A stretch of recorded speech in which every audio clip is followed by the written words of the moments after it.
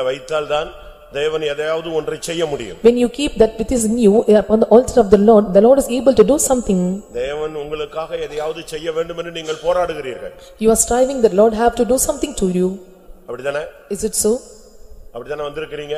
That is the purpose you have come here. தேவன் இப்படி செய்ய வேண்டும் இப்படி செய்ய வேண்டும் நம்ம எதிர்பார்க்கிறோம். And we are expecting the Lord have to do certain things. அப்படியானால் நீ ஆபிரகாமா இருந்தால் ஈசாக்கை பலிபீடத்தில் வை.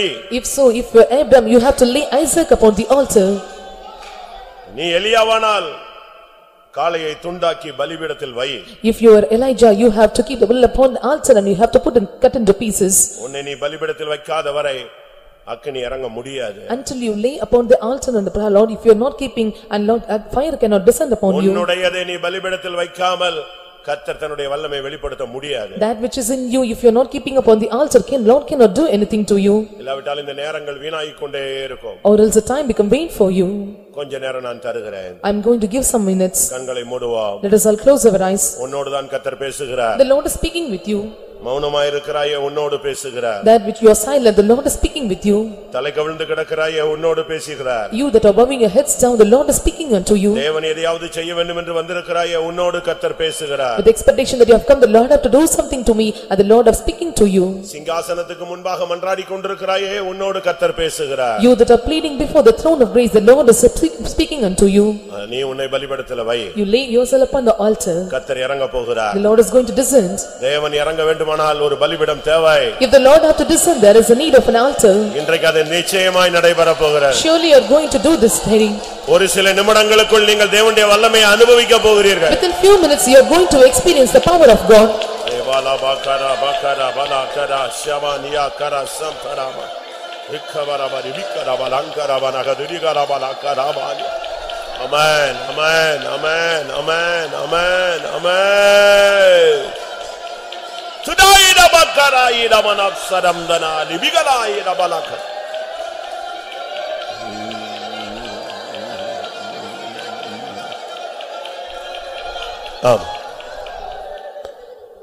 நான் என்னை பலிபீடத்தில் வைக்கிறேன் என்னுடையதை நான் வைக்கிறேன் சொல்றவங்க எத்தனை பேர் கைகளை உயர்த்துங்க பார்க்கலாம். How many say that I am submitting myself upon the altar, that which is in me I am submitting upon the altar? Put up your hands.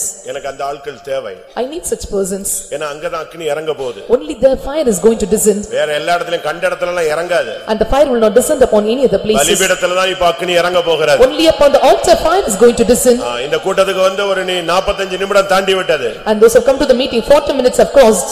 இனி அக்கினி இறங்குற நேரம். And this is the time of fire descending. ஆமென். எத்தனை பேர் விசுவாசிக்கிறீர்கள்? How many of you believe? நீ பலிபீடமானால் இன்றைக்கு ஒரு அக்கினி இறங்கத்தான் வேண்டும். If you are an altar, fire must come and descend upon us. என்ன அக்கினி? What is that fire? பலிபீட பரலோகத்தில் இருக்கிற பலிபீடத்தின் அக்கினி உன்னுடைய பலிபீடத்தில் இறங்க வேண்டும். The altar which is carrying the heavenly, that is going to fire is going to descend upon the altar upon you.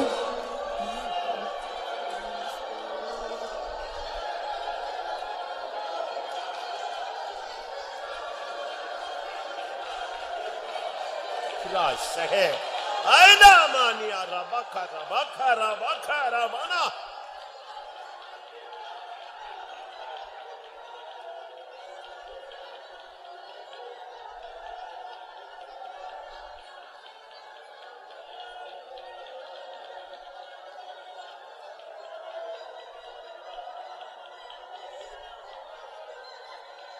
tudabakara bakara bakara bakara Tudabaka, Tudabaka, Tudamania, Tudaniara, say, Namahaniara Bona. Andavare, Balibidangali Lakini Arangatu, Andavare, Balibidangali Lakini Arangatu.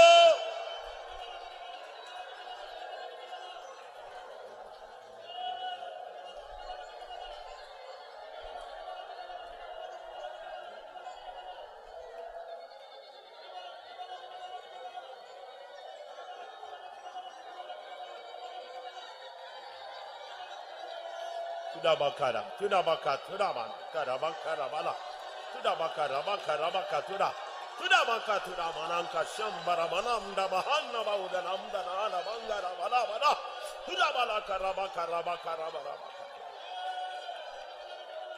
Amen. தயவு செய்து எல்லா விசுவாசிகள் ஊழியர்கள் உங்களை நீங்கள் பலிபீடமாக மாற்றுங்கள். Please, and believers and servants of God, change yourself as the altar. நீங்க அந்நிய பாஷை பேசுறீங்க. You are speaking in unknown tongues. நான் அதுக்கு சொல்லல. I am not telling that. நான் இப்ப சொல்றது அக்கினி இறங்கறத சொல்லிட்டு இருக்கேன். I am telling about the fire descending. இப்ப ஸ்தோத்திரம் பண்ற டைமும் கிடையாது, மெடிடேஷன் பண்ற டைமும் கிடையாது, சாதாரணமா உட்கார்ந்து இருக்கிற டைமும் கிடையாது. It is not the time to praise or meditate or sit simply. நீ இப்ப போராடி பலிபீடத்தில் அக்கினி இறக்க வேண்டிய time. It is the time that you have to meddle with God and make the fire to descend upon the altar. ஒன்னு தெரியுமா? Do you know one thing? அக்கினி இறங்குனா என்ன தெரியும்? நம்ம கண்களுக்கு தெரியும் அது. If the fire is descending, it can be viewed through our eyes. உன் மேல அக்கினி இறங்குதுன்னா எல்லாருக்கும் தெரியும், உனக்கே புரியும். And you are able to understand the fire is descending upon you, others also can understand. அப்படி பிரத்யட்சமாக முகமுகமாக டைரக்ட்டா நீங்க உங்க பாடியில ஒரு அக்கினியை உணரலாம். And you are able to feel the fire upon you evidently face to face and directly. எத்தனை பேருக்கு அந்த எக்ஸ்பீரியன்ஸ் வேணும்? How many want that experience? ஒருவேளை அந்த எக்ஸ்பீரியன்ஸ் உங்களுக்கு முந்தின நாட்கள்ல இருந்திருக்கலாம். And you might have had that experience in the former days. இப்போ நீங்க எல்லாத்தையும் தூக்கி வெளியே போடுங்க, குப்பை எல்லாம் வெளியே எறிங்க. Now you have to cast away all the dust from your mind. எதையும் மைண்ட்ல வைக்காதீங்க. Don't keep anything in your mind. வீட்டை மைண்ட்ல வைக்காதீங்க. Don't keep the house in your mind. Sunday ஸ்கூல்ல மைண்ட்ல வைக்காதீங்க. Don't keep the Sunday school in your mind. Exam மைண்ட்ல வைக்காதீங்க. Don't keep the exam in your mind. நீ இப்பொழுது பலிபீடம் உன்னை ஒப்பு கொடுக்க வேண்டும். You have to submit yourself as an altar. அக்கினி இறங்காவிட்டால் உன்னுடைய பலிபீடம் சரியில்லைன்னு அர்த்தம். If the fire is not descending, your altar is not proper. நீ பாகாலின் பலிபீடத்தை கட்டிக் கொண்டிருக்கிறாய். And you are building upon the Baal altar. அங்கே அக்கினி இறங்காது. There the fire will not descend. ஆபிரகாமின் பலிபீடத்தில் அக்கினி இறங்கும். The fire will descend only upon the altar of the Abraham. எலியாவின் பலிபீடத்தில் அக்கினி இறங்கும். Fire will descend upon the altar of Elijah. சாலமோனுடைய பலிபீடத்தில் அக்கினி இறங்கும். Fire will descend upon the altar of Solomon. இன்றைக்கு அக்கினி இறங்குற நேரம். This is a time of fire descending. Hallelujah, hallelujah, hallelujah, hallelujah. Amen, amen, amen.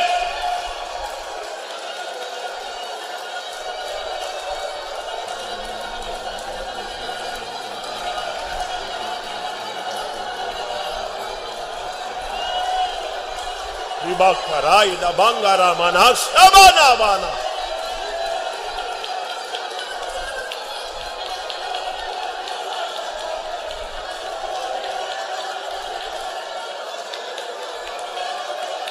Stotram, stotram, hakela vana. Tuda bakara, bakara, bakara maniara vana.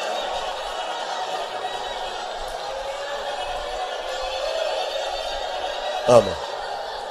Amen. இன்னும் உங்களுக்குள்ள ஒரு சிலருக்கு இன்னும் இந்த சரண்டர் பண்றதே வரல. And still some of you are not having the mind of surrendering. அர்ப்பணிக்கும் பொழுது ஆசாரியனுக்கு தெரியும் அக்கினி இறங்க போதா இல்லையான்னு தெரியும். When you surrender, the priest know well whether the fire will descend or not. சரியா நீங்க ஒப்பு கொடுத்து நீங்க இன்னும் பிராக்டீஸ் பண்ணல. You did not practice of submitting properly. எலியா 3 வார்த்தை சொன்னான். Elijah uttered 3 words. நீர் தேவன் என்றும். And you are God. நான் உம்முடைய ஊழியக்காரன் என்றும். And I am the servant of God. உம்முடைய வார்த்தையின்படி நான் இதை செய்தேன் என்றும். And I have done according to your word. விளங்க பண்ணும்படியாக அக்கினி இறங்கணும். To make it reveal the fire might descend. நீ வாயை திறந்து கேட்கலாமே. You must open your mouth and ask. ஆண்டவரே நான் ஒரு ஊழியக்காரனா அக்கினி இறங்கட்டும். If I am a servant of God, the fire must descend. நான் அபிஷேகம் பெற்றவனா இப்ப அபிஷேகம் இறங்க அக்கினி இறங்கட்டும். If I am an anointed one, the fire must descend upon உம்முடைய us. நாமம் எனக்கு தரித்திருக்குனா இப்ப அக்கினி இறங்கட்டும். If your name was written upon me, the fire must descend upon me. Hallelujah, hallelujah. விடாதீங்க, போராடுங்க, பெற்றுக்கொள்ளுங்க. Do not leave him, you strive hard and receive from him. Amen, amen. அக்கினி, hallelujah. பரிசுத்த அக்கினி, பரலோகத்தின் அக்கினி,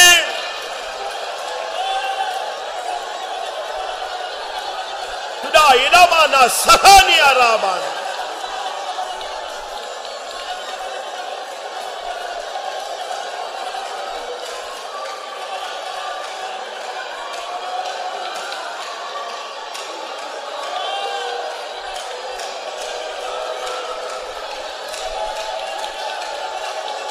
Bala bakara bakara bakara bala bakara bala bakara bala tuda bakara ba நீர் தேவன் நான் உம்முடைய ஊழியன் என்பதை விளங்க பண்ணு.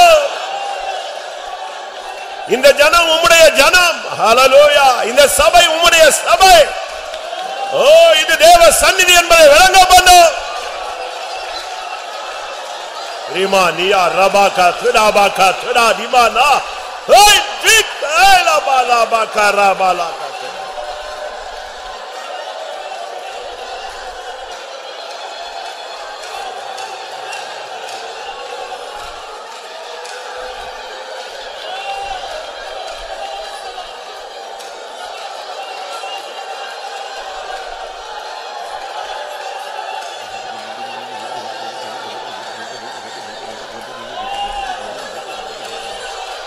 balaka. Hey, speak to man. Ay man, kimi kara balaka.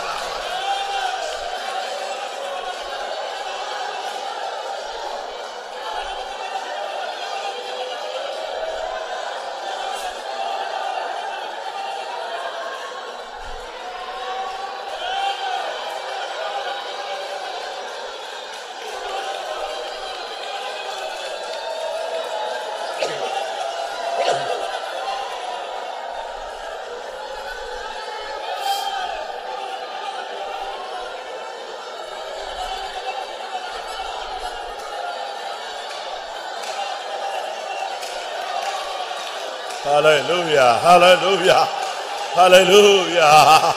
Rima saima labana bara alanai uraba yes sibikara baria urabania akaba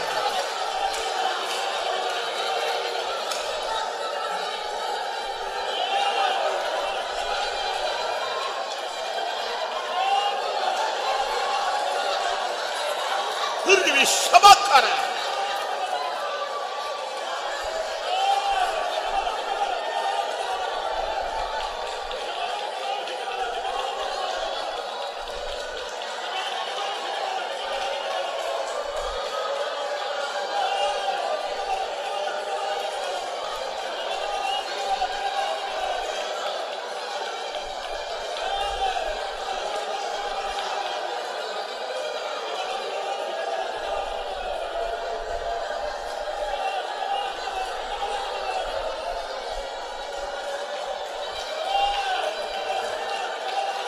Kurabalaka şıkıraba.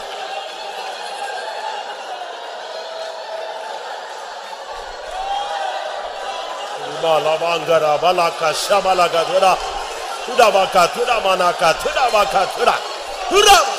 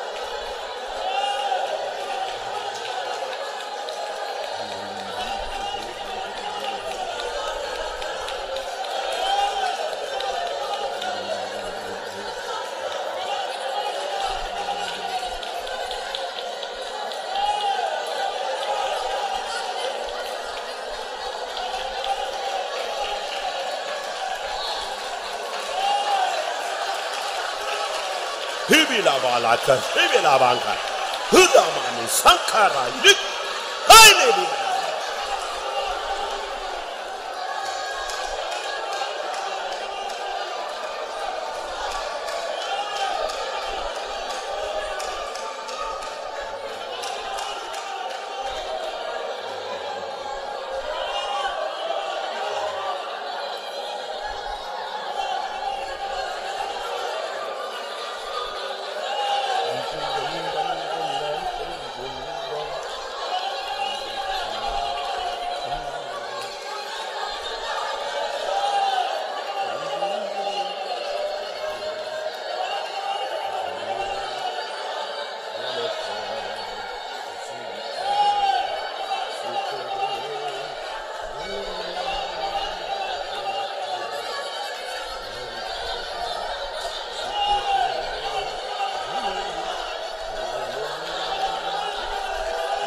Baka di kara baka di kara baka di abangara di aba kuda baka di kara bana ka sundara bana ka di kara kuda baka shara bana ka tura kuda bani ya di la bangara bana ka anna murura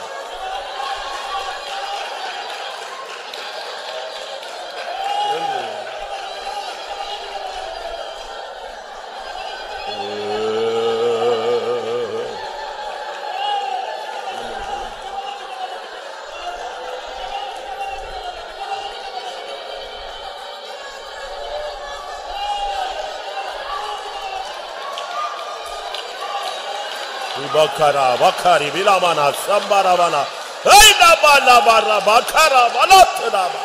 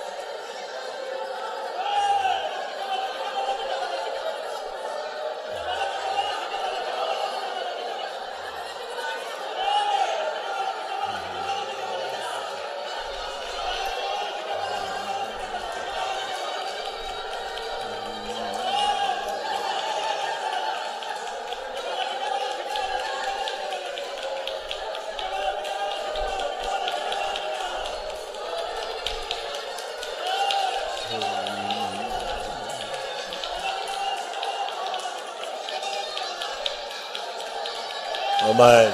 பலிபீடத்தில் என்னை பலியாக வைத்தேன், பலிபீடத்தில் என்னை பலியாக வைத்தேன். எலியாவின் ஜெபத்துக்கு இறங்கிய வண்ணமே, எலியாவின் ஜெபத்துக்கு இறங்கிய வண்ணமே, பலிபீடத்தில் என்னை பலியாக வைத்தேன், பலிபீடத்தில் என்னை பலியாக வைத்தேன். எலியாவின் ஜெபத்துக்கு இறங்கிய வண்ணமே, எலியாவின் ஜெபத்துக்கு இறங்கிய வண்ணமே, பலிபீடத்தில் என்னை பலியாக வைத்தேன், பலிபீடத்தில் என்னை பலியாக வைத்தேன். எலியாவின் ஜெபத்துக்கு இறங்கிய வண்ணமே, எலியாவின் ஜெபத்துக்கு இறங்கிய வண்ணமே, எலியாவின் ஜெபத்துக்கு இறங்கிய வண்ணமே, எலியாவின் ஜெபத்துக்கு இறங்கிய வண்ணமே, எலியாவின் ஜெபத்துக்கு இறங்கிய வண்ணமே, எலியாவின் ஜெபத்துக்கு இறங்கிய வண்ணமே.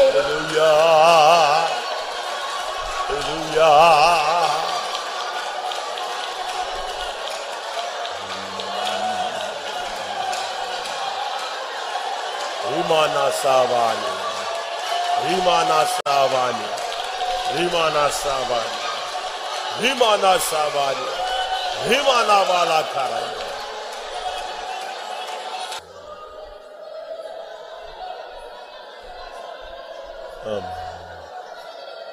Amen. Amen. Kar.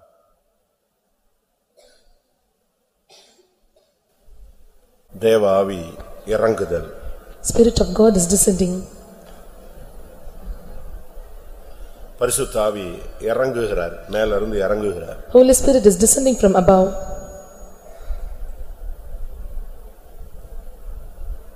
அப்போஸ்தலர் நடபடிகளில் நாம் பார்க்கும் பொழுது, When we see in the Acts of the Apostles, 11ஆம் அதிகாரம் 15ஆம் வசனம். Chapter 11 verse 15. நான் பேசத் தொடங்கின போது பரிசுத்த ஆவியானவர் ஆதியிலே நம்மேல் இறங்கினது போலவே அவர்கள் மேலும் இறங்கினார். இங்கே பேதுரு சொல்லுகிறார், ஆதியில பெந்தெகோஸ்தே நாள்ல எப்படி ஆவியானவர் இறங்கினாரோ அதே போல கையே வைக்கப்படாது. ஆதியில இறங்கினது போல இறங்கினார். Peter is saying here that Holy Ghost fell on them as on the beginning day at the day of the Pentecost. பெந்தெகோஸ்தே நாளில கர்த்தருடைய ஆவி இறங்கினதை பத்தி நமக்கு எல்லாருக்குமே தெரியும். We all know that at the day of Pentecost the Spirit of God descended. அப்போஸ்தலர் 10ஆம் அதிகாரம் 44ஆம் வசனத்துல இறங்கின தன்மையை தான் ஆதியில் இறங்கினது போல இறங்கினார் என்று பேதுரு பேசுகிறார். And he was speaking that he was descending upon us as the days of the beginning, as it is mentioned in Acts of the Apostles chapter 10 verse 44. இந்த வார்த்தைகளை பேதுரு பேசிக் கொண்டிருக்கையில் வசனத்தை கேட்டவர்கள் யாவர் மேலும் பரிசுத்த ஆவியானவர் இறங்கினார். And he fell upon everyone. மத்தேயு 3ஆம் அதிகாரம் 16ஆம் வசனம். Matthew chapter 3 verse 16. இயேசு ஞானஸ்நானம் பெற்று ஜலத்திலிருந்து கரை ஏறினவுடனே இதோ வானம் அவருக்கு திறக்கப்பட்டது, தேவ ஆவி புறாவை போல இறங்கி தம்மேல் வருகிறதை கண்டார். புறாவை போல இயேசுவின் மேல் ஆவியானவர் இறங்கினார். And Spirit of God descended upon Jesus like a dove. அப்ப பரிசுத்த ஆவி இறங்குகிறது இன்னைக்கும் நடந்துக்கிட்டு தான் இருக்கு. Spirit of God descending even happening today also. இன்னைக்கும் இந்த மாலை வேளையில கூட அநேகர் மேல் இறங்குகிறதை நாம் உணர்கிறோம். And we are able to feel that the Spirit of God is descending upon many in this evening time. ஆனா அது எப்படி இறங்கணும்? How he ஆதியில இறங்கினது போல பெந்தேகோஸ்தே நாள்ல இறங்கினது போல இறங்கணும். How he should be fell upon us as in the day of the Pentecost in the beginning days it must fell upon us. ஆரம்ப நாட்களில் எப்படி தேவ ஆவியானவர் சபைக்குள்ள இறங்கினாரோ அப்போஸ்தலர் மேல இறங்கினாரோ அந்த வண்ணமாக இறங்குறதுதான் சரியான ஒரு அனுபவம். How the Spirit of God was descended upon the earlier days in the period of the apostles, that is the right way of descending. அப்படி இறங்கினால் If you descend like that, என்ன நடக்கும்? what will happen? நாம இவ்வளவு நேரம் ஜெபிச்சோம். We prayed for a while பலிபீடத்தில் அக்கினி இறங்கினது. and a fire come upon the altar. அது 1 ராஜாக்கள்ல நாம் பார்க்கும் பொழுது When we see in the first Kings, அந்த அக்கினி எப்படி இறங்கினதுன்னு நமக்கு எல்லாருக்குமே தெரியும். and we all know that how that fire descended upon us. இது நீங்க அடிக்கடி படிக்கிற கேக்குற ஒரு வார்த்தை தான். And this is the word we are used to hear often. அந்த அக்கினி இறங்கும் பொழுது என்ன நடந்தது? When the fire descend, what happened? 1 ராஜாக்கள் 18:38. 18:38 of first Kings. அப்பொழுது கர்த்தரிடத்திலிருந்து அக்கினி இறங்கி அந்த சர்வாங்க தகன பலியையும் விறகுகளையும் கற்களையும் மண்ணையும் பட்சித்து வாய்க்காலில் இருந்த தண்ணீரையும் நக்கி போட்டது. இங்கே கர்த்தரிடத்திலிருந்து ஒரு அக்கினி இறங்கினதாக சொல்லப்பட்டிருக்கிறது. Here we are seeing that fire of the Lord fell upon them. இந்த அக்கினி எங்கிருந்து வருது? கர்த்தரிடத்திலிருந்து வருகிறதாக சொல்லப்படுகிறது. Where does this fire comes? It comes from the Lord.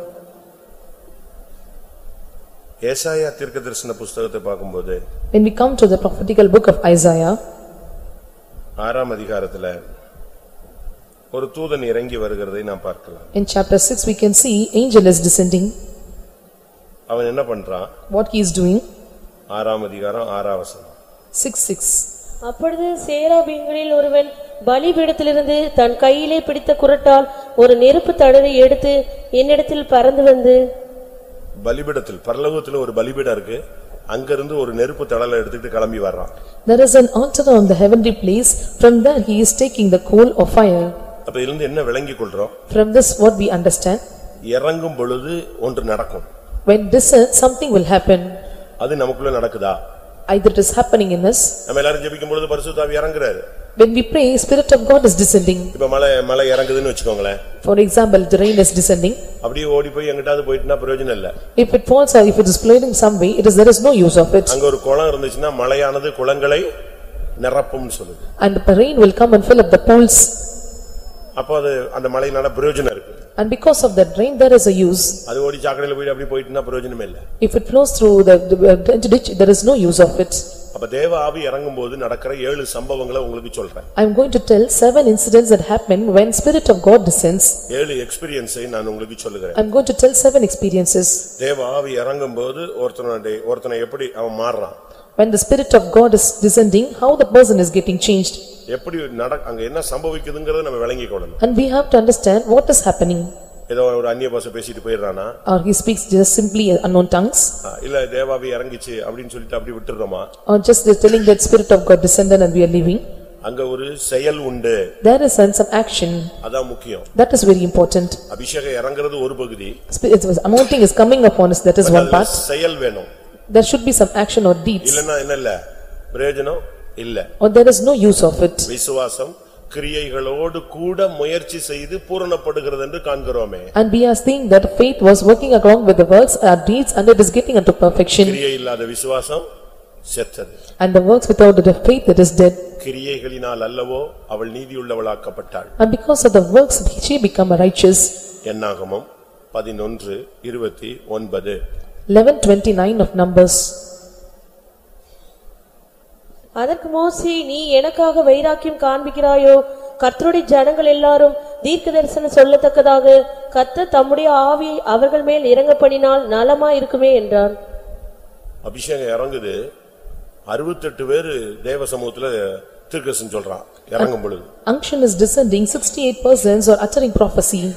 2 பேர் வரல, மிஸ் ஆயிட்டாங்க. And 2 did not come, they were missed. But அவங்க பாளையத்துல இருந்தாங்க. They were in the camp.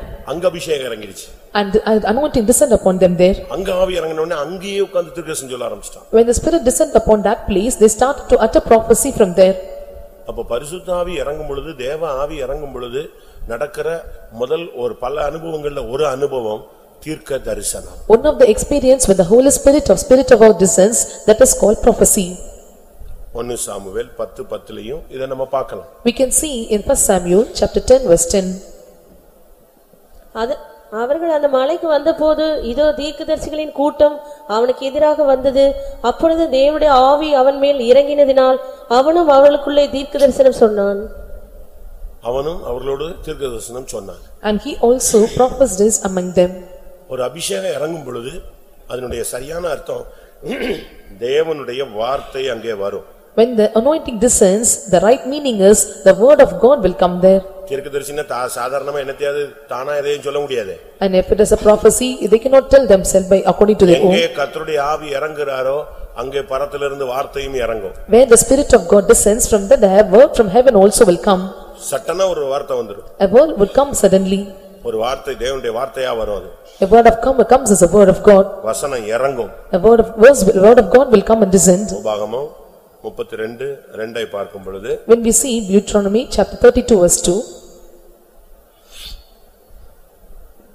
மழையானது இளம் பயிரின் மேல் பொழிவது போல என் உபதேசம் பொழியும், பனித்துளிகள் புல்லின் மேல் இறங்குவது போல என் வசனம் இறங்கும்.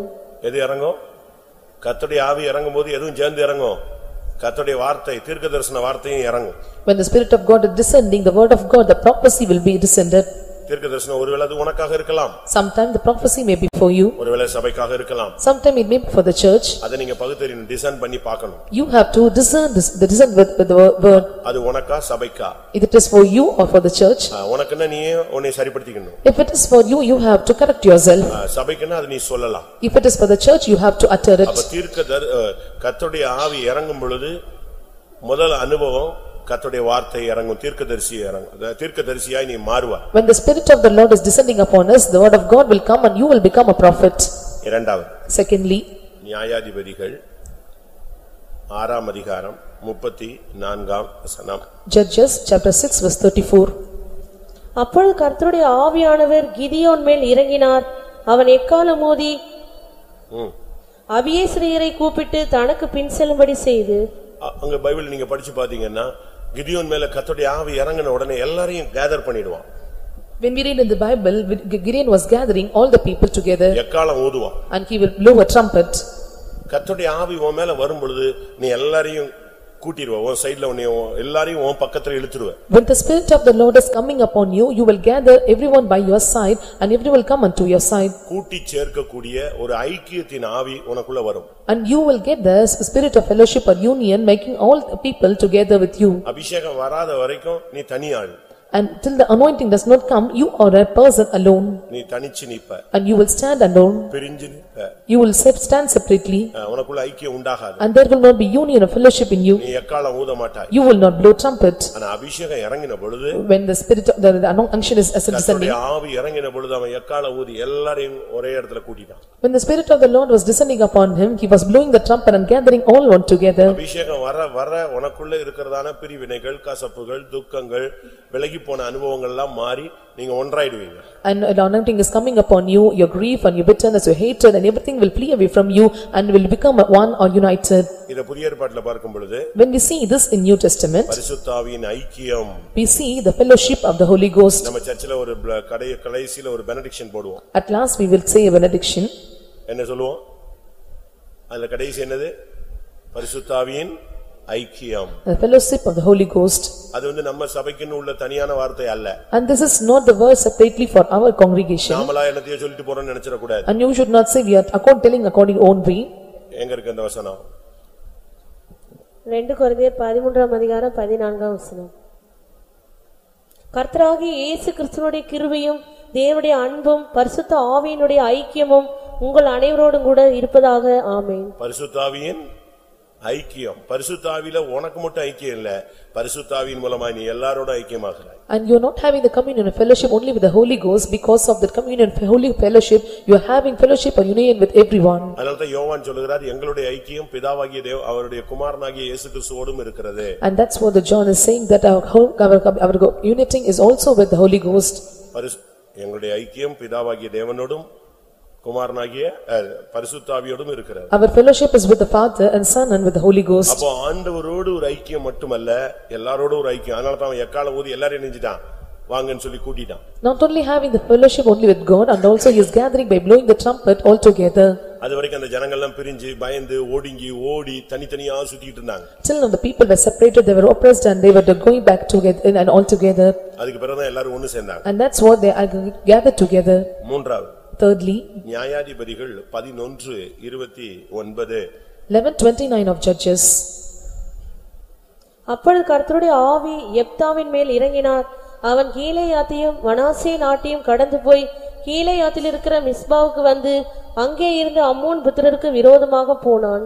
சத்துருக்கு விரோதமாய் நீ எழும்புறோம், அபிஷேகம் வரும்பொழுதுதான் நீ எழும்புவ. You have to rise against the Satan, or you have to rise against the enemies. When the anointing comes, you are able to rise it. அது வரைக்கும் உனக்கு சந்தேகம் இருக்கும். Until that you have doubts. பயம் இருக்கும். You will have fear. கேள்வி இருக்கும். You may have questions. முடியுமாங்கற ஒரு பிரச்சனை உனக்குள்ள இருந்துகிட்டே இருக்கும். And you will have a problem whether it is possible. ஒரு கோழையை போல இருப்ப. And you will be like a timid person. இல்ல உட்கார்ந்து அழுவ. You will cry. இல்ல முடங்கிடுவ. Or you will be இல்ல ஒதுங்கி போக ஆரம்பிச்சிடுவ. Or you become oppressed. நமக்கு எதுக்கு இந்த வேலை, நம்ம பாட்டு நம்ம வேலைய பாப்போம்னு போயிடுவ. What is the needs of this job, and we can do our work and do all அபிஷேகம் இறங்கும் பொழுது when the spirit anointing is coming upon you, நீ சத்துருக்கு விரோதமா எழும்பிடுவ. you will rise up against the enemies. உனக்குள்ள இருந்த ஆவியானவர் கொடியேற்ற ஆரம்பிப்பார். And the spirit of God is within you, will straight up and banner. உன்னால மௌனமா இருக்க முடியாது. You are not able to be silent. நீ ஜெபிக்க ஆரம்பிச்சிடுவ. You will start praying. முழங்கால் போட ஆரம்பிச்சிடுவ. You will start kneeling. அதிகாலையில எழும்புவ. You will start getting up early in the morning. உன் கைகள் தளராமல் விரிக்கப்படும். And your hands will not be stretched and will be stretched out. யெப்தா வீணரோடு சுத்தி கொண்டிருந்த ஒரு ஆள். And Jephthah was the one, he was going along with the vain person. இஷ்டத்துக்கு போயிட்டு இருந்தான். He is going according to his own way. அவனை எல்லாரும் துரத்திட்டாங்க. And everyone was chasing him away. ஆனா இந்த அபிஷேகம் வந்தபோது when this anointing comes, அவன் எழும்பிட்டான். he became able to stand up. தேவனுடைய ஜனத்துக்கு விரோதமாய் எழும்புகிற வல்லமைக்கு விரோதமாய் எழும்பினான். And he was able to rise up against the powers working against the people of God. அடுத்த வசனம் என்ன சொல்லுகிறது? What does the next verse is telling? அவன் பொருத்தனை பண்ணினான். And he vowed a vow. அபிஷேகம் வரும் பொழுது நீ பிரதிஷ்டை உள்ளவனாய் மாறுவாய். When the anointing comes, you become a consecrated person. சரியான ஒரு ஆவியானவர் இறங்கிட்டார்னா உன்னை அறியாமலே நீ பாட்டுக்கு பிரதிஷ்டை பண்ண ஆரம்பிச்சிரு. ஆண்டவரே அதை விட்டுற இதை விட்டுற அங்க போயிடுற இங்க போயிடுற எல்லாத்தையும் நீயா ஒண்ணுமே இல்லாம வாயை திறந்து சொல்லிடுவே. When the spirit of God is coming upon you in a proper way, in a right way, you are able to make a consecration, and without unknowingly you are able to make many of your oaths to God. அபிஷேகம் இல்லாத பண்ணுகிற பிரதிஷ்டையை உன்னால் நிறைவேற்ற முடியாது. And without the anointing, if you make any consecration, you are not able to fulfill. அபிஷேகத்தோடு நீ பண்ற பிரதிஷ்டையை உன்னால் நிறைவேற்ற முடியும். And with anointing, if you make a consecration, you are able to fulfill. அது அங்க நடந்தது. That's what happened there. அவன் பாட்டுக்கு ஒரு பொருத்தனை பண்ணான். And he vowed a vow. அந்த வைராக்கியத்துல எழும்பி போனான். And with that zeal he was able to go up. உனக்குள்ள அந்த அபிஷேகம் இறங்குதா? Whether the anointing is descending upon you. இன்னைக்கு अनेகருக்குள்ள இந்த அபிஷேகத்தை இறங்குது, பட் அதுல உள்ள செயல் திறன் இல்ல. And many are able to get the anointing but not able to put in action. அதனால நமக்கு என்ன பேரு? What the name you have? அதனால நமக்கு என்ன பேரு? And what was the name given to us? ஓசையிடுகிற கைத்தாளம். And we are the one who has with the cymbals. சத்தமிடுகிற வெங்கலம். And we are the brass without making sounds. எல்லா கத்தி ஆவி நிரம்புறோம், போன உடனே கத்தி சண்டை போடுறோம். And we are filling in spirit well, and we are going departing, and we are fighting, quarreling. Pastor Joel சொல்லுவாரு. Pastor Joel used to say. நல்ல மாடு மாதிரி கஷ்டப்படுறாங்க, அதே நேரத்துல நல்ல மாடு மாதிரி முட்டி தூக்கிடுறாங்க. And they are working hard like a cow, and again the same thing, they are also just chasing others like we are making piercing others. There is no use of it. சரியான அபிஷேகம் வரும்போது when the right anointing comes, நீ சத்துருக்கு விரோதமா எழும்புவாய், பொருத்தனை பண்ணுவாய், ஜீவியத்தை அப்படியே பிரதிஷ்டை பண்ண ஆரம்பிச்சிடுவாய். You will raise up against the enemies, you will make a vows, and also you will make a consecrate your life. நாலாவது. Fourthly, நியாயாதிபதிகள் 14:6. 14:6 of Judges. அப்பொழுது கர்த்தருடைய ஆவி அவன் மேல் பலமாய் இறங்கினதினால் அவன் தன் கையில் ஒன்றும் இல்லாதிருந்தும் அதை ஒரு ஆட்டுக்குட்டி கிழித்து போடுகிறது போல் கிழித்து போட்டான். ஆனாலும் தான் எதை கிழித்து போட்டான்? ஆட்டுக்குட்டி இல்ல, ஆட்டுக்குட்டியை கிழிக்கிற மாதிரி சிங்கத்தை கிழிச்சான். What did he rend there? He was able to make it like a lamb, like a lion. அபிஷேகம் இறங்கும் பொழுது பிசாசை கிழிச்சிருவ நீ. When the anointing comes, you are able to rent or tear up the enemy. அவனை கிழிச்சு தூக்கி எறிஞ்சிரலாம். And you are able to tear up and rent him and you can cast him away. அபிஷேகம் இல்லனா நீ ஓடுவ. If the anointing is not coming, you will run. கத்துவ. You will shout. எல்லாரையும் கூப்பிடுவ. You will call everyone. அபிஷேகம் பலமா இறங்கினதுனால when the anointing is coming upon mightily, அவன் தோட்டத்துக்கு பக்கத்துல யார் நிக்கிறா? who is standing near the garden? சொல்லுங்க. திராட்சை தோட்ட பக்கத்துல யார் நிக்கிறா? இவன் திராட்சை தோட்டத்துக்குள்ள போனா and he was going inside. பக்கத்துல நின்னுட்டு இருந்தது யாரு? சொந்த அம்மா அப்பா நின்னாங்க. அவங்கள கூட கூப்பிடல. He was going inside the vineyard. He was not calling even his own mother and father. யாரை கூப்பிட்டான்? Whom did he call? ஆவியானவரை கூப்பிட்டான். He was calling of the spirit of the Lord. அவர் இறங்கின பொழுது இந்த சிங்கம் கிழிக்கப்பட்டது இல்லன்னு சொன்னா அம்மா அப்பாவை கூப்பிட்டுனானா மூணு பேரையும் அது கிழிச்சு போட்டு போயிருக்கும். When he was the spirit of God is descending upon, he was not calling upon his father and mother. He was falling, it may kill them. அப்படிதானே? Is it so? அப்படிதானே? மூணு பேரையும் அது சாப்பிட்டு பேசாம போயிட்டே இருக்கும். And it might have consumed all the three persons that have gone that place. அபிஷேகம் இறங்கின பொழுது சத்துருவை கிழித்தான். When the spirit of Lord is descending, he is able to tear up the enemies. உங்க மேல இருக்கிற அபிஷேகத்தை நீங்க முதலாவது அதனுடைய சக்தியை நீங்க புரியணும். You must able to understand the power of your anointing. சில குழந்தைங்க கையில போய் 2000 ரூபாய் கொடுத்தீங்கன்னா அது பாட்டு கிழிச்சு போட்டு வேடிக்கை பார்த்துட்டே இருக்கும். அதனுடைய மதிப்பு தெரியல. If you give a 2000 rupee in the hands of the child, it may be tear up and is not able to understand this value. உலகத்தில் இருக்கிறவன் உங்களுக்குள்ள இருக்கிறவர் பெரியவர். He that is in you greater than he that is in the world. உனக்குள்ள இருக்கிற சக்தியை நீ முதல்ல புரிஞ்சுக்கோ. You must understand the power inside you. அந்த வல்லமையினால் நீ எல்லாமே செய்யலாம். You are able to do everything through that power. எல்லா வல்லமையும் கிழிச்சு தூக்கி எறிஞ்சிரலாம். And you are able to tear up all the powers and you go away. ஐந்தாவது. Fifthly, நியாயாதிபதிகள் 14. கர்த்தருடைய ஆவி அவன் மேல் இறங்கினதினால் அவன் அஸ்கலோனுக்கு போய் அவ்வூராரில் 30 பேரை கொன்று அவருடைய வஸ்திரங்களை உரிந்து கொண்டு வந்து 30 பேரை அந்த அபிஷேகம் இறங்கின பொழுது 30 பேரை கொன்றான். when the anointing comes upon, he is able to slew 30%. இது மாம்சத்தை அழிப்பதை காண்பிக்கிறது. And this shows the destroying of flesh. 30 பேருடைய சரீரத்தை அடிச்சு கொன்னு பலி பண்ணிட்டான். He slew 30% per body and he was able to kill them. அபிஷேகம் வரும் பொழுது நீ மாம்சத்தை கட்டுப்படுத்தணும், அழிக்கணும்.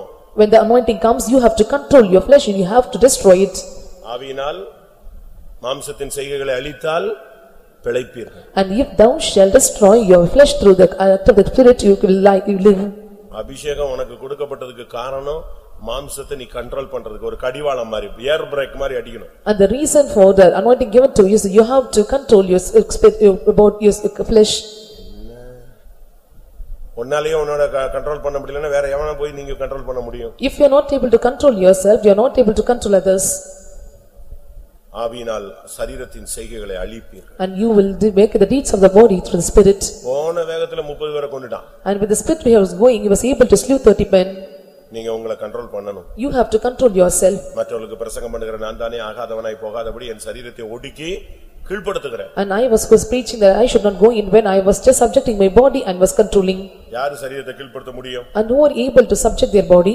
சொல் தவறாதவன் தன் சரீரத்தை கீழ்ப்படுத்துவான். And he was not making his words in vain, he was able to subject his body. பூரண புருஷர்கள் தங்களுடைய சரீரத்தை கீழ்ப்படுத்துவார்கள். A perfect man is able to subject his body. அப்படினா என்ன அர்த்தம்? What does it mean? இன்னும் உங்களுடைய சரீரத்தை உங்களால கண்ட்ரோல் பண்ண முடியல, நீங்க அறகுறையா தான் இருக்கீங்கன்னு அர்த்தம். Still if you are not able to control your body, still you are found in half second way.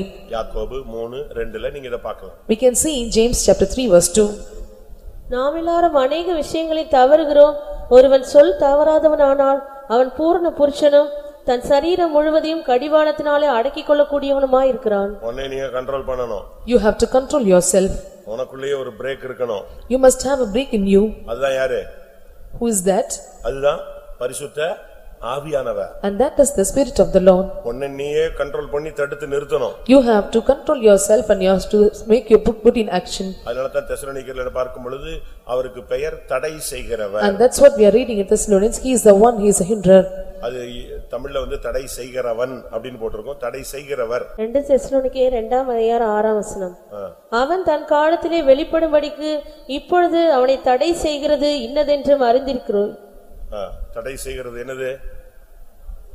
யாரு? ஆவியானவர் தான் அந்தி கிறிஸ்து வராம பிரேக் அடிச்சு வச்சிட்டே இருக்கிறார். And the spirit of God is the one, he is just breaking, the antichrist should not come in us. அதனால உங்களுடைய மாம்சத்தை நீங்க அடக்கணும். We have to control our spirit. நியாயாதிபதிகள் 15:14ல ஆறாவது அபிஷேகம் இறங்கும்போது நடக்கிற சம்பவம். The sixth incident that is happening 15:14 of Judges. அப்பொழுது சிம்சோன் கழுதையின் தாடை எழுப்பினான். நான் தான் தப்பா சொல்றேனா இல்ல நீங்க தான் தப்பா கேட்டு வாசிக்கிறீங்களா? அவன் லேகி வரைக்கும் வந்து சேர்ந்த போது பெலிஸ்தர் அவனுக்கு விரோதமாய் ஆரவாரம் பண்ணினார்கள். அப்பொழுது கர்த்தருடைய ஆவி அவன் மேல் பலமாய் இறங்கினதினால் அவன் புயங்களில் கட்டியிருந்த கயிறுகள் நெருப்புப்பட்ட நூல் போலாகி அவன் கட்டுகள் அவன் கைகளை விட்டு அறுந்து போயிற்று. கட்டுகள் அறுந்து போயிற்று. His bands were loosed. 15, 14 தெளிவா இருக்கு. கர்த்தருடைய ஆவி இறங்கின பொழுது அவனை கட்டியிருந்த கட்டுகள் எல்லாம் அறுந்து போயிற்று. When the spirit of the Lord was coming upon him, all his bands that was holding him was loosened. சரியான ஒரு அபிஷேகம் வரும் பொழுது கர்த்தருடைய ஆவி இறங்கும் பொழுது உன்னை எந்த வல்லமைகளும் கட்ட முடியாது. When the right anointing is coming upon you, no other pup can bind you. ஒருவேளை இந்த வாரத்துல நீங்க எங்கயாவது போன இடத்துல வந்த இடத்துல பார்த்த இடத்துல பேசின இடத்துல சிரிச்ச இடத்துல தங்கின இடத்துல சாப்பிட்ட இடத்துல போன வந்த எங்கேயோ போய் என்னத்தையோ கட்டுகளுக்குள்ள சிக்கி இருந்தாலும் You might have gone in this week and that you have abandoned or loosened with the where you are sitting, you are standing and eating in places and you might be under the bondage. இங்க வந்த உடனே என்ன செய்யணும்? ஆவி இறங்கின உடனே என்ன செய்யணும்?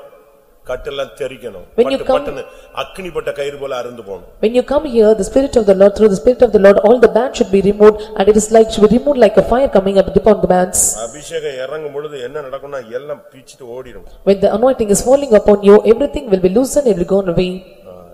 நம்ம மேல அப்படியே அபிஷேகம் இறங்குதா? The anointing is coming upon us like that. அப்படி ஒரு எக்ஸ்பீரியன்ஸ் நீங்க இதுவரைக்கும் பெற்றிருக்கீங்களா? Have we received such experience till now? சரியான அபிஷேகம் வரணும்னு நான் ஆசைப்படுறேன். I desire that right anointing must come upon us. இறங்கிருச்சுனா அக்னிப்பட்ட கயிறு போல அறுந்து போயிடும். If it is descending upon us, it will be loosened like the fire upon the bands. உன்னை கட்டில வைக்க முடியாது. It is nothing able to bind you. இயேசுவை மரணமும் பாதாளமும் என்ன செய்ய முடியல? கட்டி வைக்க முடியல. அப்போஸ்தலர் 3 அதிகாரத்துல சொல்லிருக்கு. மரணமும் பாதாளமும் அவரால் என்ன செய்ய முடியாது? கட்டி வைக்க முடியாது. And death and hell is not able to bind Jesus. வாசிங்க. அப்போஸ்தலர் 2 அதிகாரம் 24 வசனம். தேவன் அவருடைய மரண உபாதிகளின் கட்டை அவிழ்த்து அவரை எழுப்பினார். அவர் மரணத்தினால் கட்டப்பட்டிருக்க கூடாது இருந்தது. எந்த வல்லமே உன்னை கட்ட முடியாது. No power can withhold you. கட்டன மாதிரி இருக்கும். அபிஷேகம் இறங்கும் பொழுது எல்லாம் பட்ட பட்ட பட்ட பட்டன்னு அக்னிப்பட்ட நூல் போல ஆயிடும். And it may be like binded you, or it may be like you are under the bondage, but when the spirit of God is coming, it will be loosened. ஏழாவது. Seventhly, 1 சாமுவேல்ல பார்க்கும் பொழுது, when we see in 1 Samuel 19:23ல பார்க்கும் பொழுது, 19:23,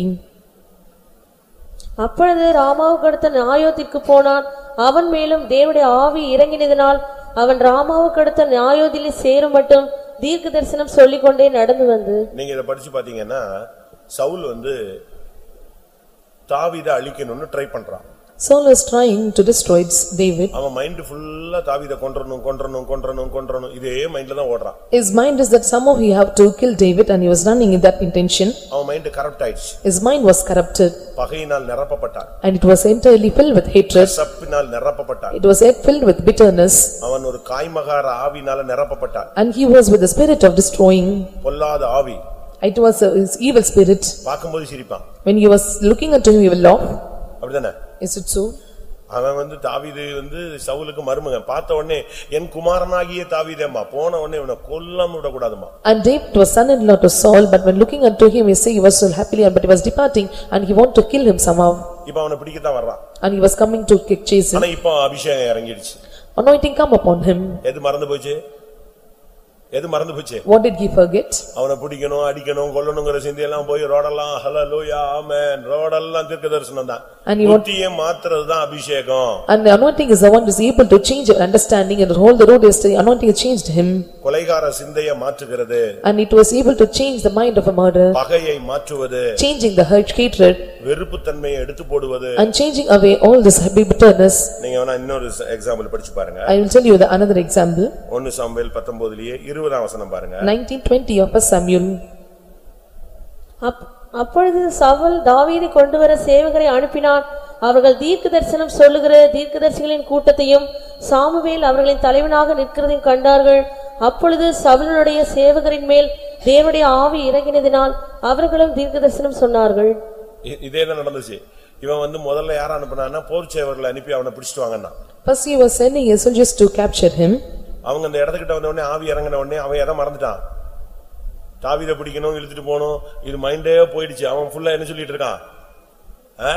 இஸ்ரவேலே கேள், நான் உன் மூலமா அற்புதம் செய்வேன் இருக்கான். என்னடா இவன் போனவெல்லாம் ஏதோ பட்டயத்துக்களை போட்டு என்ன சொல்லிட்டு இருக்கான்? ஆவியில இருந்து குதிச்சிட்டு தீர்க்கதரிசனம் சொல்றான்னு சொல்லிட்டு திருப்பி இன்னொரு டீம் அனுப்புனா. When he come to the place, he forget to slain or you had captured the David, and he was able to utter the prophecy telling in the name of the Israel to be healed, and he was chasing away other group to cast them in the place. ஒரு நாள் ஒரு அம்மா வந்து நம்ம சபைக்கு வேற சபை அம்மா நம்ம சபைக்கு வந்தாங்க. A particular lady come from other congregation to our church. அது வந்தது எதுக்கு தெரியுமா? What is the reason she came? இங்க ஒரு girl வந்துகிட்டே இருந்தா. A particular girl was coming here. அவ வந்து இந்த அம்மாவுடைய பையன் கல்யாணம் ஆனவன இவ போய் சேர்ந்துக்கிட்டா அவங்க கூட. And the boy, he was married and he was joining with him. அவன் அதனால மனைவியை விட்டுட்டு யார் கூட சுத்திட்டு இருக்கான்? இவ கூட சுத்திட்டு இருக்கான். Leaving his wife, he was making a connection with this girl. இந்த அம்மா இந்த இவளை தேடி எப்படியாவது அடிக்கணும் அடிச்சு துரத்தணும்னு ட்ரை பண்ணிட்டே இருக்குது. யாரோ சொல்லிட்டாங்க இது எங்க போகுது? நாங்க அன்னைக்கு ஒரு நாள் பார்த்தோம் இது புதுசா பெண்டிகாஸ்டுக்கு போகுதுன்னு. This lady want to somehow capture this girl and wanted to beat her, and she was able to get the news she was going to this church. அந்த அம்மா எப்படியாவது சர்ச் முடிஞ்ச உடனே இவ வெளிய வருவா இவளை நிஞ்சறணும். And she was thinking in her mind after the meeting she may come out of the church. அடிச்சிரணும் இல்ல இழுத்துட்டு போயிரணும்னு ஒரு பிளான் பண்ணி வந்து. And she was having a plan that somehow have to beat her and capture her. அன்றைக்கு message. The message was that day. பழி வாங்குதல் என்னுடையது. And taking revenge is my part. அதோட அந்த அம்மா எதை விட்டுடுச்சு? விட்டுடுச்சு. சரி வா சொல்லிட்டு என்கிட்ட வந்துச்சு. ஐயா இந்த பொண்ணு உங்க சபைக்கு 2-3 வாரமா புதுசா வருது, என் குடும்பத்தையே கெடுத்துட்டா. ஆனா இன்னைக்கு வசனத்தினால நான் என்ன செய்றேன்? அமைதியா போறேன். அவர் பார்க்கட்டும்னு போயிட்டு. And she uttered to me that, and she was coming 2 or 3 weeks to your meeting, and because of the word I am departing from this place peacefully. கர்த்தருடைய ஆவி வரும்போது உனக்குள்ள இருக்கிறதான தன்மைகள் மாறும். When the spirit of the Lord is coming upon you, all these things of character nature found in you will be changed. சொல்லுங்க பார்க்கலாம். Repeat. இன்னும் ஒரு 10 வருஷம் கழிச்சு நான் எங்கிட்டோ சுத்திட்டு நீங்க எல்லாம் ஒரு மாதிரி தள்ளாடுற மாதிரி இருந்த போது ஒருவேளை நான் இங்க வந்து கேட்டனால நீங்க சொல்லணும். After 10 years of time and you may be stumble in your path, and when I come back to the same place you might tell the same thing. கர்த்தருடைய ஆவி இறங்கினால் முதல்ல என்ன நடக்கும்? கர்த்தருடைய வார்த்தை வரும். தீர்க்கதரிசியாய் மாறுவாய். A word of God will come and you will become a prophet. கர்த்தருடைய ஆவி வரும்பொழுது நீ எக்காளம் ஊதி நீ தனி ஆள் அல்ல, நீ ஒரு பெரிய ஐக்கியத்தை உண்டு பண்ணுவாய். When the spirit of the Lord is coming, you will blow the trumpet. You will not be an individual, you become a people gathering everyone. நீ சத்துருவுக்கு விரோதமாய் எழும்புவாய், பிரதிஷ்டை உள்ளவனாய் மாறுவாய். When the spirit of the Lord is coming, you become able to rise up against the enemy and you become a man. கர்த்தருடைய ஆவி வரும்பொழுது சாத்தானை சிங்கத்தை கிழித்து போடுவாய். ஏனென்றால் உன் மேல இருக்கிற அபிஷேகம் சிங்கத்தின் மேல் நடக்கிற அபிஷேகம், மிதிக்கிற அபிஷேகம். When the spirit of the Lord is coming upon you, you are able to tear up the lion, and you having the anointing to trample upon the lion. கர்த்தருடைய அபிஷேகம் வரும் பொழுது ஆவி இறங்கும் பொழுது மாம்சத்தை அழிப்பாய். When the spirit of the Lord is coming, you are able to destroy the carnal or flesh. கர்த்தருடைய அபிஷேகம் இறங்கும் பொழுது உன்னுடைய கட்டுகள் எல்லாம் அறுந்து போகும். When the spirit of the Lord is coming, all your bindings will be removed. கர்த்தருடைய ஆவி வரும் பொழுது உன்னுடைய தவறான எண்ணங்கள் மாறி தெய்வீக சிந்தை உண்டாகும். When the spirit of the Lord is coming, all your wrong thoughts or intentions will be changed and you will get in the divine mind. ஆமென். எல்லாரும் கண்களை மூடுவோம். Let us all close our eyes. கர்த்தருடைய ஆவி இறங்கட்டுமே. Let the spirit of the Lord descend upon us. நான் முதலாவதே சொன்னேன், நீ பலிபீடமானால் அக்கினி இறங்கத்தான் செய்யும். Already I told you, if you are an altar, fire will descend. நீங்க எல்லாருமே ஒவ்வொரு பலிபீடங்கள். You are all an altar. ஆனா பாகாலின் பலிபீடத்துல அக்கினி இறங்கல. Fire does not descend upon the altar of the Baal. எலியாவின் பலிபீடத்துல அக்கினி இறங்கினது. Fire descend upon the altar of the Elijah. இறங்கும் பொழுது கர்த்தருடைய வார்த்தை வரும். When it is descending, the word of God will come. நீ எல்லாரையும் கூட்டி ஐக்கியப்படுத்துவாய். You will gather everyone together. பொருத்தனை பண்ணி சத்துருவுக்கு விரோதமாய் எழும்புவாய். You will take a vows and you will be able to rise up against the enemy. இந்த வார்த்தைகளை விசுவாசிக்கிறவங்க கண்களை மூடி முழங்கால் படியிடும். Those who believe these words, let us all close our eyes and be on knees. கரெக்ட்டா ஒரு 15 minutes. 15 minutes of time. அந்த டைத்துக்குள்ள நீங்க எத்தனை பேர் இந்த 7 அனுபவத்தை பெற்றுக்கொள்றீங்களோ நீங்க பாக்கியவான்கள். And those who are able to receive the 7 experiences, you are blessed. அது உங்க கையில தான் இருக்கு. It is vested in your hands. நீங்க மௌனமா இருக்கலாம். You may be silent. Meditate பண்ணிட்டே இருக்கலாம். You may be meditating. இல்ல உட்கார்ந்து வேடிக்கை பார்க்கலாம். You may sit and watch. எழும்பி போகலாம். You may go away from this place. நீ செய்யலாம். ஆனா உனக்கு தேவைன்னா இந்த 7ல ஏதாவது இல்லன்னா பெற்றுக்கொள்ளலாம், 7ஐயும் பெற்றுக்கொள்ளலாம். Whatever you may you do, and you can do whatever you the things you have 7 things you may receive, you can receive all 7 things. 15 minutes நீ உன்னுடைய தேவனோடு நீ போராடு. Correctly for 15 minutes let us all strive and with God. பழைய ஏற்பாட்டிலும் புதிய ஏற்பாட்டிலும் கர்த்தருடைய ஆவி இறங்கின பொழுது நீர் இந்த மகத்தான வேலையை செய்தது உண்மை, எனக்குள்ள அதை நடப்பியும். And of the Old Testament and New Testament, if the Spirit of the Lord is coming, disciplining, you are able to do a marvelous things, you must descend upon me also. வாயை திறந்து கேளுங்க. Open your mouth and ask. தேவ சமூகத்திலே போராடுங்க. Your presence in the God you have is பரலோக fight. ராஜ்யம் பலவந்தம் பண்ணப்படுகிறது. The kingdom of God is taken by force. பலவந்தம் பண்ணுகிறவர்கள் அதை பிடித்துக் கொள்ளுகிறார்கள், பெற்றுக் கொள்ளுகிறார்கள். And he who is taken by force is wholly able to receive it. அன்றைக்கு பலிபீடத்திலே இறங்கின அக்கினி இன்றைக்கு இறங்கட்டும். The fire that comes upon the altar to come and descend upon us now also. வீட்டிலே இறங்கின அதே வல்லமை இறங்கட்டும். The power that descended upon the house of Cornelius come and descend upon us. நாளில் இறங்கின அந்த சக்தி இறங்கட்டும். The power that descended upon the day of Pentecost come and descend upon us. ஆதியிலே இறங்கினது போல நம்மேல் இறங்குவாராக. As it descended upon the beginning of the days, let it descend upon us now also. Hallelujah, hallelujah, hallelujah, hallelujah. ஆமென். எல்லாரும் நேரத்தை பயன்படுத்தணும் பிரியமானவர்களே. Let us all make use of the time. சில நிமிடங்கள் நீ அதை சரியாய் பயன்படுத்திக்கோ. For few minutes let us all use it properly.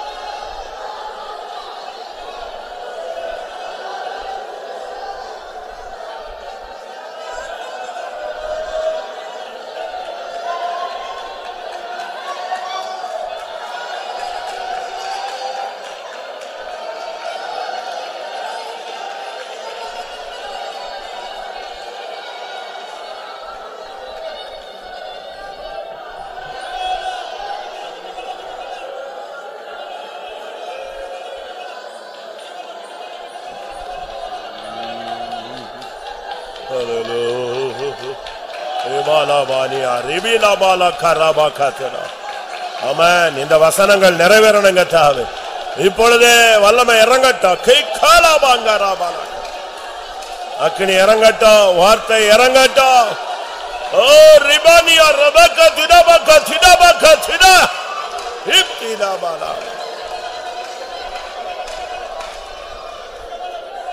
ஆமென். ஊற்றிடுவீர் தேவ அன்பினையே சுத்தருள்ள ஊற்றிடுவே. ஊற்றிடுவீர் தேவ அன்பினையே சுத்தருள்ள ஊற்றிடுவே. என்னை மாற்றிடும் அபிஷேகத்தால், என்னை மாற்றிடும் அபிஷேகத்தால். ஊற்றிடுவீர் தேவ அன்பினையே சுத்தருள்ள ஊற்றிடுவே. ஊற்றிடுவே தேவனே சுத்தவேட ஊற்றிடுவே. என்னை மாற்றிடும் அபிஷேகத்தால், என்னை மாற்றிடும் அபிஷேகத்தால். ஊற்றிடுவே தேவனே சுத்தவேட ஊற்றிடுவே. ஊற்றிடுவே தேவனே சுத்தவேட ஊற்றிடுவே.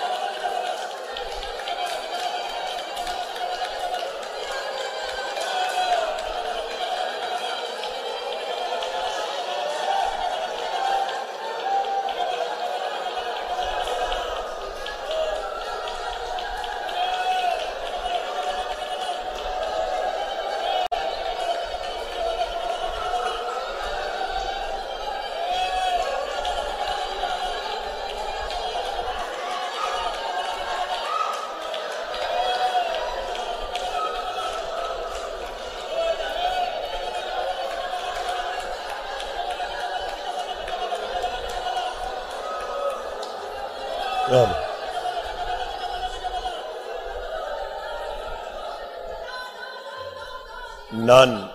நான் உன்னை இந்த மாலை வேளையில் புது துருத்தியாய் மாற்றி இருக்கிறேன். In this evening time I have changed you as a new bottle.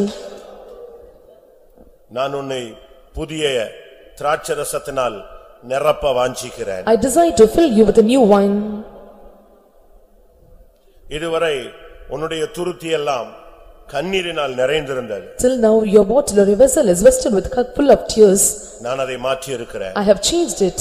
ஒரு புதிய துருத்தியாய் உன்னை மாற்றி I changed you as a new vessel.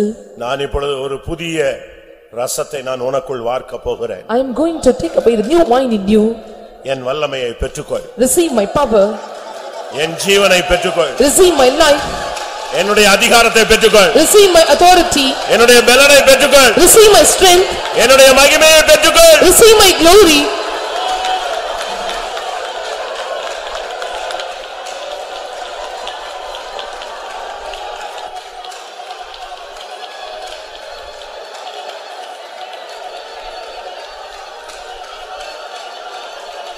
ஆமென்.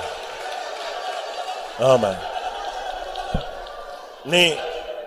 நீ போகும் இடமெல்லாம் நீ ஒரு புதிய துருத்தி என்பதை நினைவில் வைப்பாயா? You will keep in your mind wherever you go you will have your new bottle. நீ உட்கார்ந்திருக்கும் பொழுதும் நீ எழுந்திருக்கும் பொழுதும் நீ நடக்கும் பொழுதும் நீ இருக்கிற இடங்களில் நீ ஒரு புதிய துருத்தியாய் மாற்றப்பட்டிருக்கிறாய் என்பதை நினைவில் வைத்துக் கொள்வாயா? You have to keep in your mind that you have changed as a new bottle where you sit wherever you stand wherever you walk and wherever you reside. எப்பொழுதெல்லாம் நீ உன்னை புதிய துருத்தியாய் உணர்கிறாயோ அப்பொழுதெல்லாம் நான் உன்னை புதிய ரசத்தினால் நிரப்புவேன். Whenever you remember that you are a new bottle I will fill you with my new wine. என்னுடைய வல்லமையை உன் மூலமாய் நான் வெளிப்படுத்த வாஞ்சிக்கிறேன். I desire to reveal my power through you. என் நாமத்தை உன் மூலமாய் மகிமைப்படுத்த வாஞ்சிக்கிறேன். I desire to glorify my name through you. என் கிருபையை உன் மூலமாய் வெளிப்படுத்த வாஞ்சிக்கிறேன். I desire to reveal my grace through you. என்னுடைய மனதை உன் மூலமாய் வெளிப்படுத்த விரும்புகிறேன். I desire to reveal my mind through you. என்னுடைய சித்தத்தை உன் மூலமாய் வெளிப்படுத்த வாஞ்சிக்கிறேன். I desire to reveal my will through you.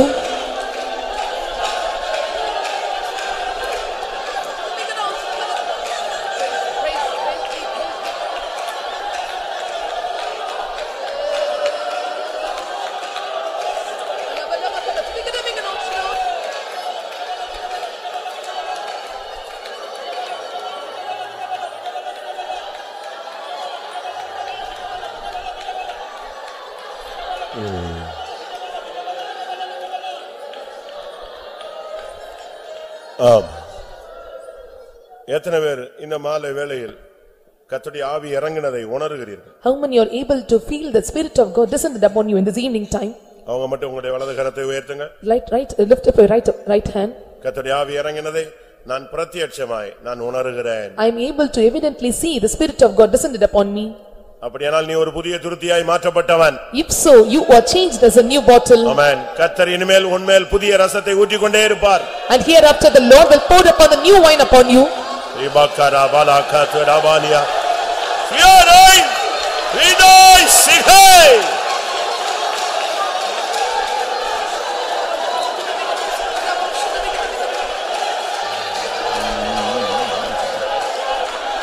ரிபாலா Bala பாரா பாலா கத்து.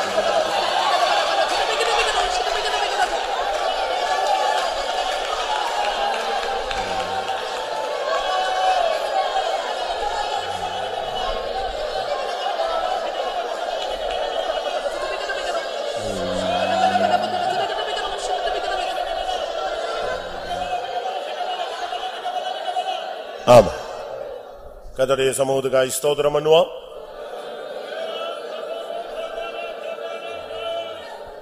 மெய்யாகவே பலிபீடமாய் தங்களை அர்ப்பணித்தவர்கள் மேல் கர்த்தருடைய வல்லமை இறங்கினது. அதற்காய் ஸ்தோத்திரம் பண்ணுவோம்.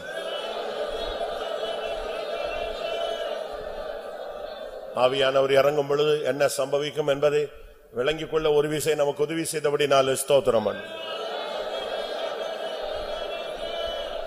அந்த அனுபவங்களை பெற்று பயிற்சி வைத்துக் கொண்டு பரிசுத்தமாய் வாழ்ந்து அவர் வரும் பொழுது அவரை சந்திக்க அருள் செய்ய முடியாது. ஸ்தோத்திரம் பண்ணுவோம். பிதா குமாரன் பரிசுத்த ஆவியானவருக்கு ஸ்தோத்திரம் பண்ணுவோம். எல்லா மகிமையும் அவருக்கே செலுத்தி ஸ்தோத்திரம் பண்ணுவோம். ஜோ அன்புள்ள ஆண்டவரே, நன்றியோடு ஸ்தோத்திரிக்கிறங்க தாவே.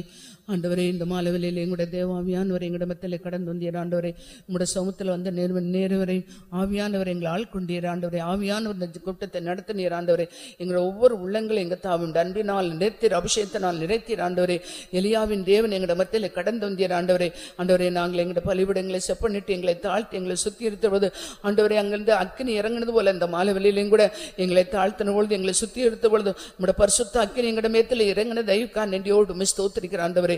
கர்த்தருடைய ஆவி எங்கே உண்டு அங்கு விடுதலை என்று சொன்னதான தேவன் எங்கள் ஒவ்வொருவரையும் விடுதலையோடு நீர் அபிஷேகத்தீர், அதற்காக நன்றியோடு ஸ்தோத்திரிக்கிற ஆண்டவரே.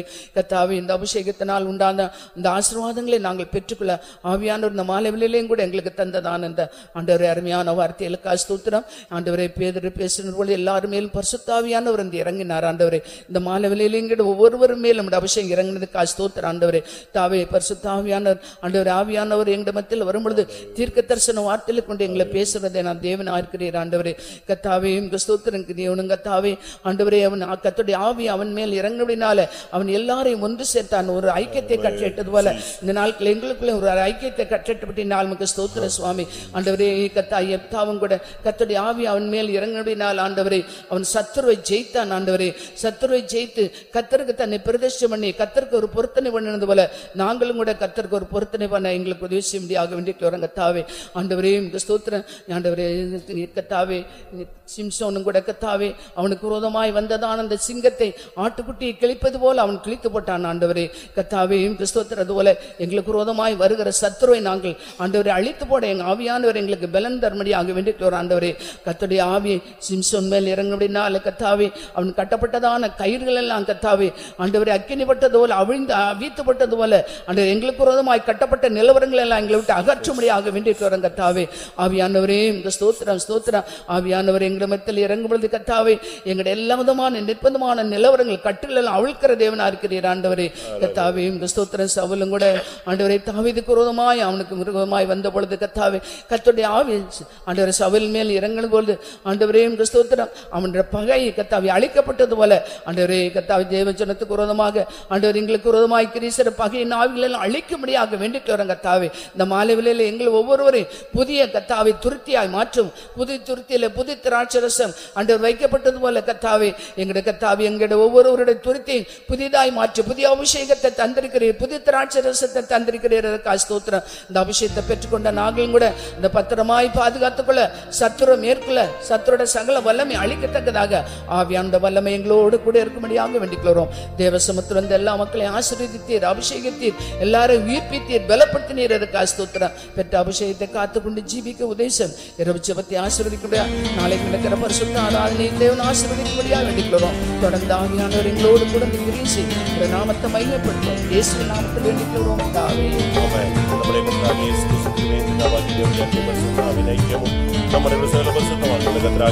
நம்முடைய வெளிப்படும் மட்டும் கூட இருப்பதாக. ஹல்லேலூயா.